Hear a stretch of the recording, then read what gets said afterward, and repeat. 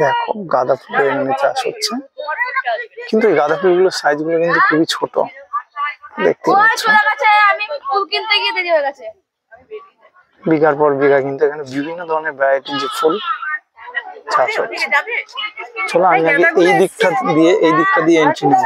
চলো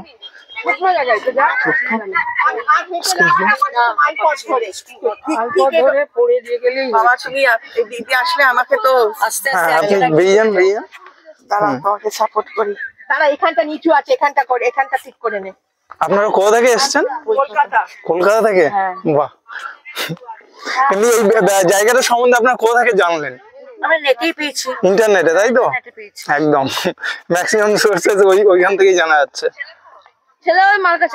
তো দেখতে পাচ্ছ অনেকে কিন্তু এখানে শুধু কলকাতা থেকে কিন্তু এখানে এসছে জাস্ট ফুলের যে একটা কি বলবো গন্ধ এবং তার যে সৌন্দর্য সেটা উপভোগ করতে।